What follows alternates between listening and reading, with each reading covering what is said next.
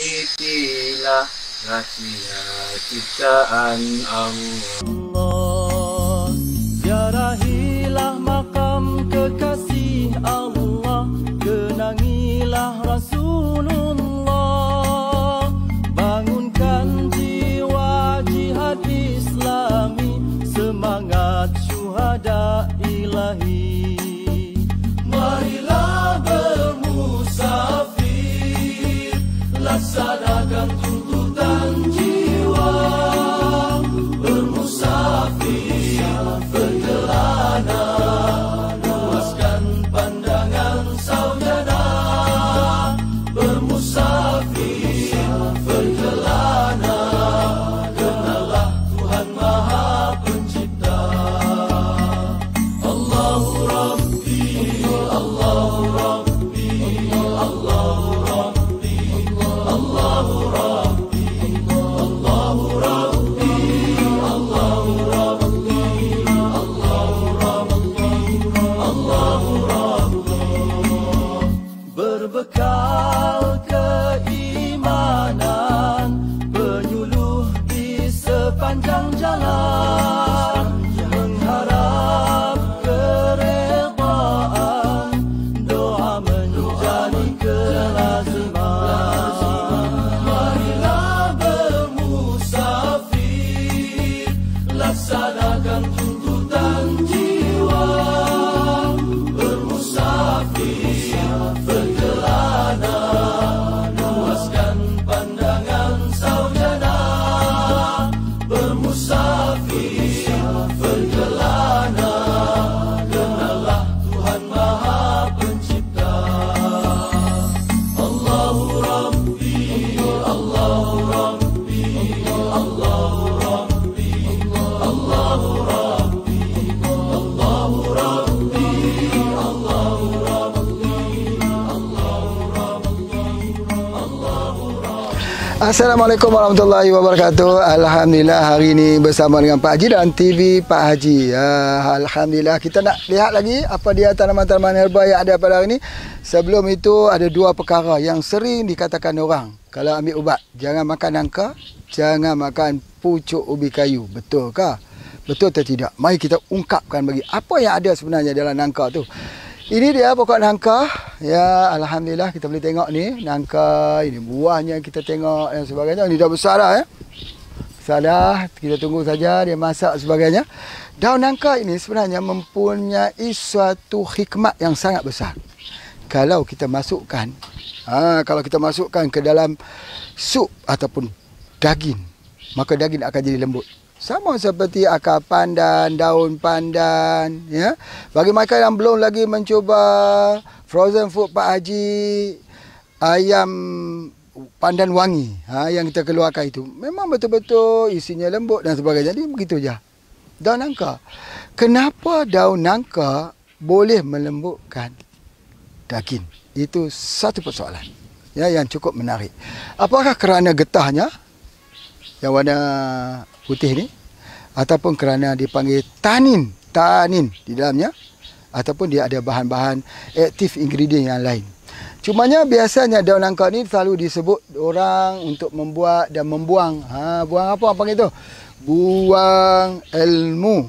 Dan sangka ini ini bukannya Pak Haji nak ajar, nak tunjuk dia telah digunakan pada masa dulu. Ini bukannya nak cerita nak buang ilmu dengan daun nangka pula. Beginilah. Daun ini mesti jatuh, dia mesti tidak boleh terlungkup begitu. Dia kena macam tu. Baru dia ambil begitu. Keluar kaca, keluar semua jenis susuk yang digunakan. Tak kira lah susuk apa. Susuk emas, susuk kayu, susuk tembaga, susuk macam-macam susuk lah. Letak dan sebagainya. Macam mana pula, soalan yang kedua, daun nangka boleh keluar susuk? Yang awal tadi, macam mana daun nangka boleh melembutkan daripada daging yang keras? Macam mana pula boleh keluarkan susuk? Nanti ikut jawapannya daripada TV Pak Haji. Sebelum itu, Pak Haji nak bawa dulu kita lihat satu pokok lagi, iaitu satu buluh, ya, satu bambu. Sebelum itu kita tengok ni pokok mengkirai. Pokok mengkirai ni yang tumbuh begitu banyak sekali pokok mengkirai ni. Ni Dibuat untuk makan rusa, makanan rusa. Rusa paling suka ni. Dan insya-Allah jangan lupa nanti ke tempat peternakan rusa Pak Haji di Yan, Kedah. Tengok macam mana Pak Haji makan daun mengkirai. Daun mengkirai ni kan tumbuh banyak, cuba tengok. Seolah-olah daun mengkirai tumbuh untuk makanan rusa. Itu di antaranya daun mengkirai. Jadi boleh kita kembangkan ya. Ini tengok di sini. Ni daun mengkirai ni. Ini lagi. Ini masih kecil lah. Kalau dah besar, tentu dia jadi pokok yang tinggi, rindang dan sebagainya. Ini mengkirai lagi. Tengok mengkirai. Ni mengkirai. Itu di antaranya. Kita tunggu dia besar, kita boleh buat untuk bermacam jenis ya. Untuk makanan rusa lah khususnya. Jadi kalau kita pelihara rusa tak susah lah kita sebenarnya menyiapkan makanan. Kalau sapi, kalau kambing, napier lah. Napier grass. Rumput gajah. Kita tak payahlah. Pakai ini saja. Sudah dah terbaik dan sebagainya. InsyaAllah nanti satu hari selamat datang ke Yan. Agrotourism. InsyaAllah bersama-sama dengan kita. Baik. Sebenarnya Pak Haji nak cerita pasal apa ni? Nak cerita pasal pokok ni. Pokok ini ni. Dah banyak kali dah yang Pak Haji ceritakan pokok ni. Ni ada sejenis buluh. Ada di mana? Di utara saja. Buluh yang ada di utara saja ni. Banyak-banyak buluh. Tahu tak apa nama buluh ni? Nama buluh ni buluh mata air. Buluh mata air. Namanya mata air. Tempat Pak Haji. Tempat Pak Haji buluh. Ini pun sama juga, iaitu melembutkan. Berfungsi untuk melembutkan apa? Melembutkan dan memecahkan batu karang. Batu karang. Batu karang dalam empedu. Batu karang dalam pundi kenci. Kita ambil dia, akarnya itu, kita rebus. Lalu kita minum bersama dengan RO Plus. Satu mineral RO Plus. Hancur batu karang tersebut. Bukan hanya sekadar itu, asid urik pun hilang. Ya, jadi oleh sebab itu Pak Haji tidak percaya, tak percaya kalau orang kata rosak buah pinggang, kencing berbuih harus guna mesin hemodialisis. Pak Haji sampai hari ini tak percaya. Kalau mereka mencuba RO Plus, bismillah dengan herba Malex daripada ini bambu ni, bambu C jenis daripada jenis ini dengan izin Allah. Ya, dengan izin Allah. Likulli da'in dawa. Setiap penyakit ada ubat. Pasti ada ubat. Jadi cuba kita lihat hari ni mesin hemodialisis diguna banyak tempat-tempat yang kita buka. Tapi kenapa tak mau ambil ni? Kenapa tak mau ambil daripada bambu ini, Malex sebagainya? Cuci dia dengan RO Plus. Bukan air RO, bukan. Itu reverse osmosis water, bukan. Itu mineralnya kosong. Ini mineralnya banyak. Jadi oleh sebab itu maka kita kena gunakan itu. Itulah dia sebahagian daripada khazanah yang Allah Ta'ala ciptakan khususnya untuk kita. Ya, yang Allah Ta'ala ciptakan untuk kita. Baik, Masya Allah. Dan herba seterusnya, ini dia satu lagi herba yang tak diketahui orang. Masya Allah, Masya Allah. Ya, Pak Haji nak bawa kita lihat. Ni pokok apa ni? Wah, ini tu memfokuskan betul-betul Orang Malaysia panggil kesinai. Indonesia panggil serut. Pak Supri, ingat pokok serut ni? Pak Supri, Jakarta, apa khabar hari ni? Ini pokok serut. Pokok serut ini adalah obat yang terbaik yang dijadikan untuk apa? Biasanya untuk angin dan untuk masalah cacing dalam perut. Ya, biasanya pernah tak kita lihat bagaimana seekor kambing, seekor sapi bila dia melahirkan anak, dia akan pergi makan daun ni. Sebab apa? Nak elakkan berkembung. Sebab penyakit yang akan berlaku kepada kambing atau sapi yang banyak mati kerana kembung. Jadi kita lihat daripada apa yang dimakan oleh kambing untuk elakkan kembung, apa yang dimakan oleh sapi untuk elakkan kembung, maka kita juga gunakan yang sama. Daun serut ni, daun kesinai ni. Baik. Bagaimana dalam bentuk kajian sains?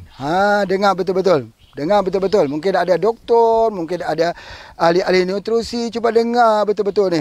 Pak Haji nak cerita. Pak Haji orang kampung je. Tapi nak cerita berdasarkan sains. Baik. Sebelum itu, tahu tak kita apa nama rennet? Apa dikatakan rennet? Rennet itu ialah satu bahagian ataupun satu bahan yang ada dalam perut anak sapi anak kambing.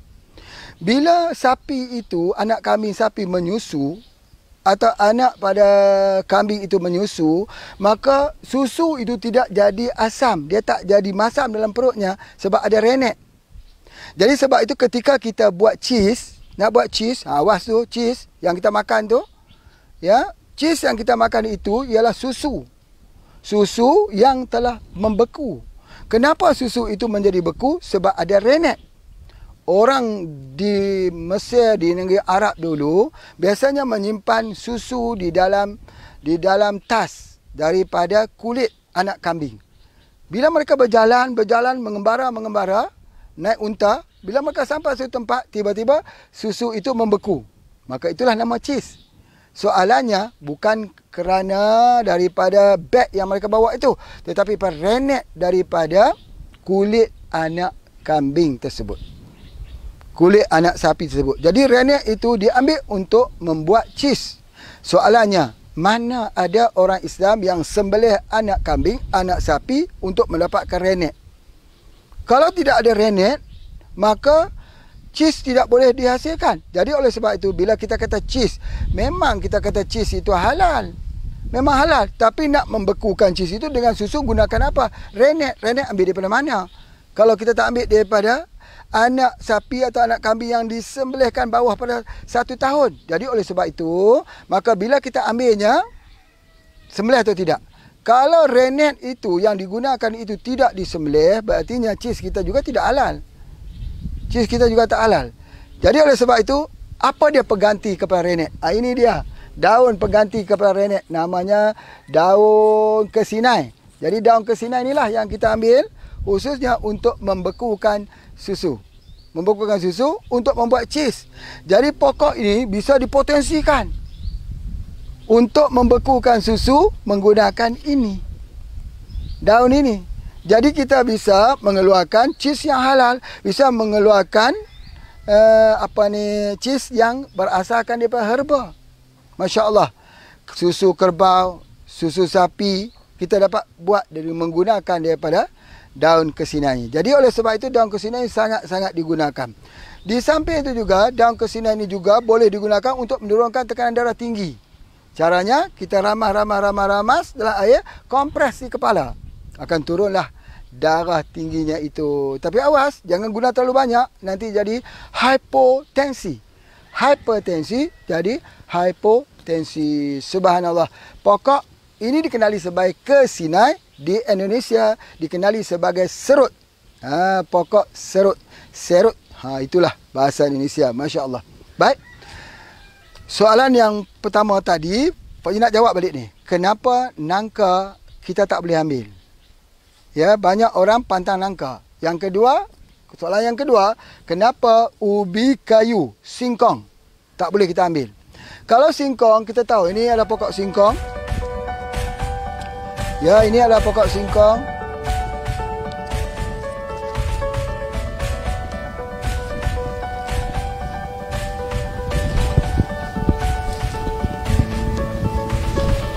Ini adalah pokok singkong. Kita tahu bahawa singkong ini mengandungi sianida. Jadi kita pun tak boleh ambil kecuali kita rebus. Kita celurkan, hilangkan dulu racun sianidanya. Bagaimana pula dengan nangka? Nangka ini kalau kita ambil, dia jadi masalah angin. Masalah angin, masalah pencernaan. Kalau dia jadi masalah angin, berartinya dia ganggu nanti pernafasan. Jadi oleh sebab itu, nangka ini tidak dicadangkan diberi kepada orang yang ada masalah pencernaan. Ya, masalah pencernaan. Jadi sebab itu, maka Pak Ji sebutkan dekat sini bahawa nangka dan juga pucuk daripada ubi kayu ini tak boleh diberi pada orang yang ada masalah pencernaan. Masya Allah. Baik. Jika kita nak bagi juga bagaimana? Caranya.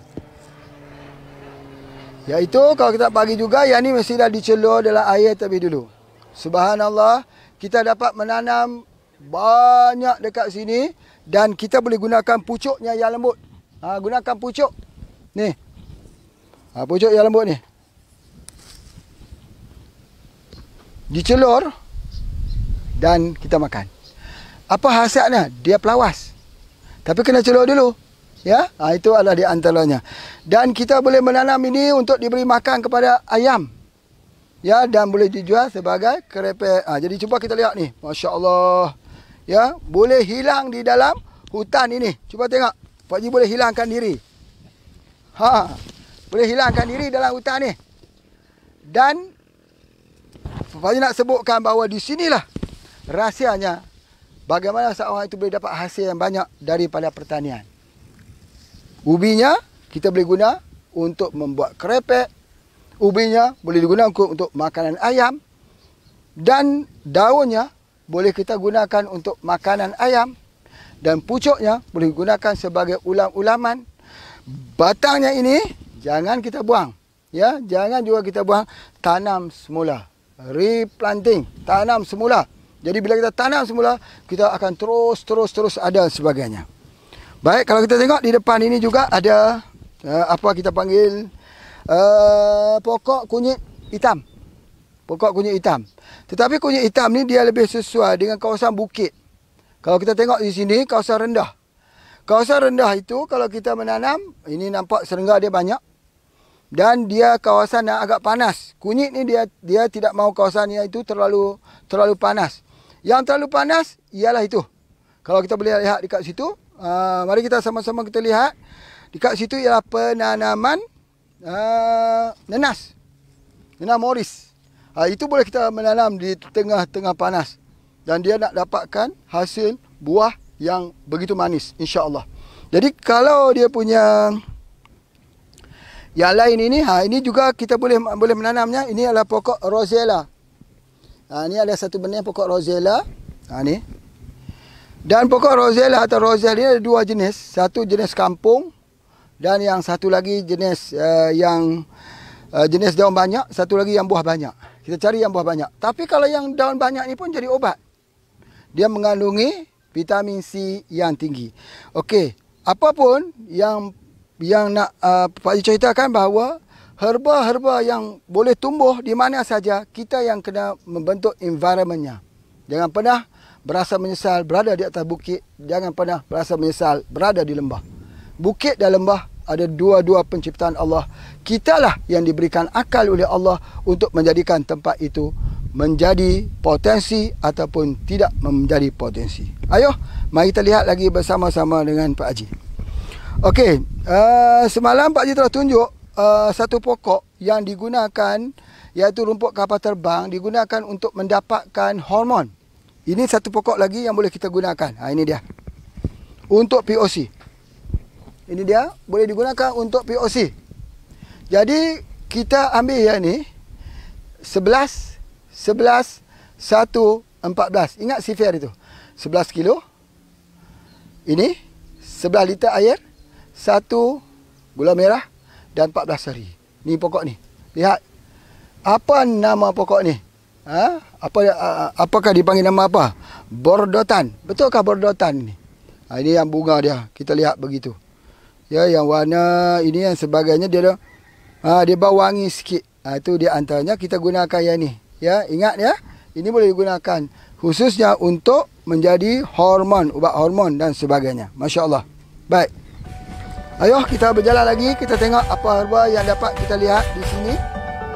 Ini dia di antaranya. Ini dia punya bambu yang Pak Haji sebutkan. Ini pokok mengkira yang besar.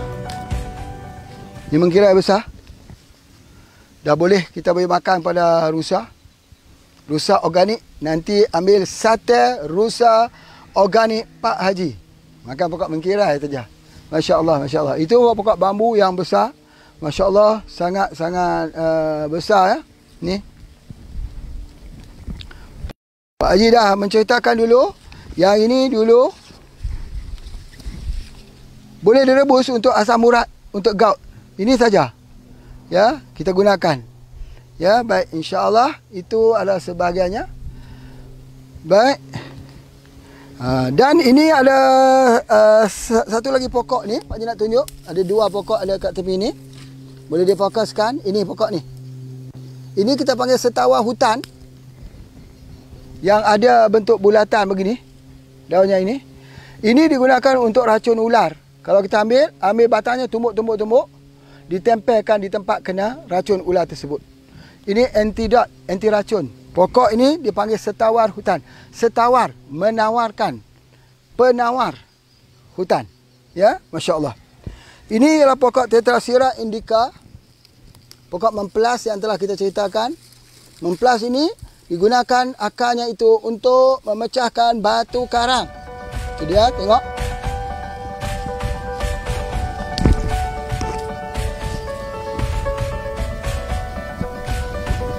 Ini kena menggunakan tenaga. Tenaga ni dia panggil tenaga luaran, bukan tenaga dalam. Tenaga luaran. Lihat cara dia. Tengok ni.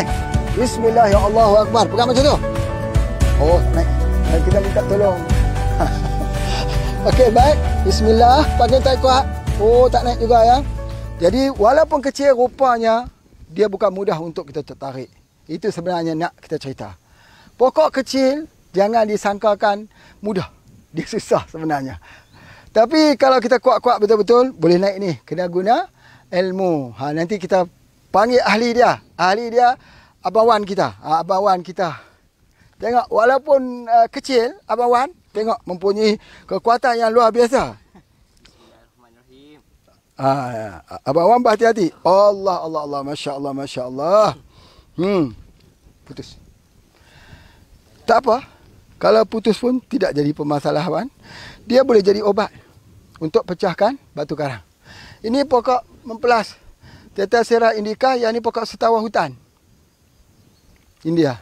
Dua ubat ini berada di dalam hutan-hutan kita, tapi tak ramai orang yang mengetahui. Jadi oleh sebab tu, jom, ayo kita lihat lagi beberapa jenis herba-herba renek yang ada di sini. Masya Allah.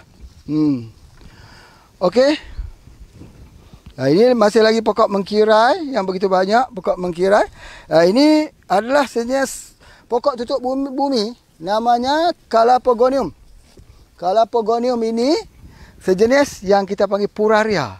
Puraria merifica. Puraria lobata. Ini ada di Chiang Rai. Yang tempat kita ni Puraria hanya menanam di kawasan sawit. Tidak ada ubi. Malaysia tak ada ubi. Indonesia pun tidak ada ubi. Yang ada di Thailand. Di Chiang Rai, kawasan sejuk. Namanya Puraria. Inilah pokok tutup buminya. Masya Allah. Ubinya sama seperti ubi apa? Seperti ubi singkong, bukan ubi singkong, seperti ubi apa tu? Ubi keledek. Ubi ketela. Sama seperti ubi ketela. Itu dah yang kita buatkan Puraria. Ya, salah satu daripada herba kita. Masya Allah. Baik. Okey, ini pokok meniran juga ada di sini. Oh, Masya Allah ya. Banyak sekali herba-herba ada di sini. Ini meniran. Tengok. Itu dia. Ya, Alhamdulillah. Kita tengok. Dan meniran ini sama-sama seperti Pak Haji kata. Sama juga pokok mempelas untuk memecahkan batu. Sama juga dengan meniran. Ini dah. Yang penting kedua-duanya adalah untuk ginjal. Sebab tu Pak Haji sebutkan, kalau kita kenal herba-herba ini dengan izin Allah, tak perlulah kita buat hemodialisis. Tak perlu buat hemodialisis. Yang paling penting RO plus. Ambil bersama dengan malat, insya-Allah.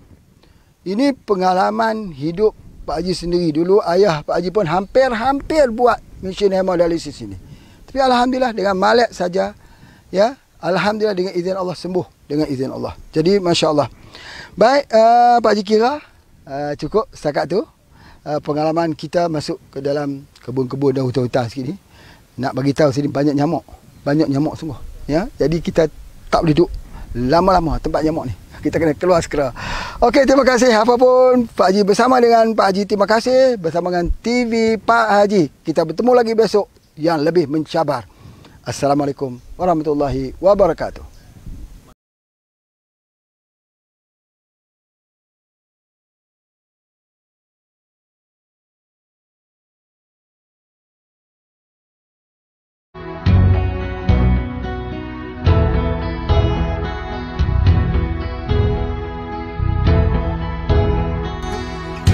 Alhamdulillah, sekarang sudah masuk ke episod kita dalam kitab Riyadhah. Sebanyak mana keringat kita keluar, banyak itulah herba dapat kita serap bila kita makan. Jadi masalahnya orang ni dia tak mau riyadhah. Dia ambil herba. Macam mana herba nak berkesan? Macam mana dia nak riyadhah? Dia duduk tidur saja di atas tilam, nak jalan pun tak boleh. Jadi sebab tu gerak-gerakkan dulu ya. Gerak-gerak dulu. Apa yang boleh gerak? Okey, kita mulakan riyadhah bersama dengan senam orang tua-tua. Senaman tua-tua. Orang tua-tua. Okey, mula. 1, ya, 2, 3, 4, 5, 6, 7, 8, 9, 10. Itu yang pertama. Okey, yang kedua kita ikut set kita. Angkat tangan. 1, 2, okey, 3, 4, 5, 6, 7, 8, 9, okey, 10. Itu senaman orang tua-tua. Nak bagi pernafasan ni bagus. Cuba tengok orang tua-tua jalan dia tak jadi biasanya. Ketiga, macam tu. Macam tu, kita buka dia macam tu, tolak gitu. Tahan saja. 1, 2, 3, 4, 5, 6, 7, 8, 9, 10. Tahan saja. Okey, ke depan lagi tapi arah yang berbeza. Okey, buka. 1, 2, 3, 4, 5, 6, 7, 8, 9, 10. 2. Tu 2 kali ya. 3. Semula. 1, 2, 3, 4, 5, 6, 7, 8, 9, 10. Okey, seterusnya begitu. Jadi 5 lah. 1, 2, 3, 4, 5, 6, 7, 8, 9, 10. Tahan. Baik, sudah itu. Tengok macam ni. 1 di belakang. 2, 3, 4, 5, 6, 7, 8, 9, 10. Kemudian sudah tu, tengok sini. Kita punya tangan. Ni. Jangan beri kaku di sini. Gitu. 1, 2, 3, 4, 5, 6, 7, 8, 9, 10. Apa sini dah? 1, 2, 3, 4, 5, 6, 7, 8, 9, 10. Dah. Menghilangkan kaku di sini. Makin kita berusia tua, sini makin kaku. Perjalanan kita makin perlahan. Macam orang tua macam tu. Kita berputar gitu. Gitu. Kita sudah tak tangkas lagi. Gitu. Tak gitu. Gitu. Jadi sebab apa? Dia mudah mula jadi kaku. Keras di sini. Jadi sebab itu kita gerak-gerakkan. Dah, kita selesai ni, riyadhah ni, pegang. Pinggang kita pula jangan jadi kaku. Kita mulakan dengan duduk. 1 ke bawah. Okey, 1 ke bawah. Okey, bangkit. 2 ke tepi. Ya. Betul kan? Tarik nafas. 3. Begitu. Ya, kita kangkangkan sikit. Itu begitu. Dan kita betul begitu. Itu adalah antaranya. Baik. Kemudian daripada step ini, maka kita buat apa? Step apa yang seterusnya? Siapa boleh ingat macam mana? Ingat yang macam ni. Letak tangan depan. Tangan depan. Ini macam tu. 1, 2, 3, 4, 5, 6, 7, 8, 9, 10. Itu 10. Habis sudah siri yang pertama, senaman tua-tua, senaman orang tua-tua. Jadi insya-Allah ikut lagi esok step yang kedua dalam bentuk bentuk begini. Lihat. Yang ni bentuk senam pernafasan. Tengok macam tu, tarik nafas, itu bawah begitu. Gitu. Nanti besok kita belajar. Assalamualaikum warahmatullahi wabarakatuh.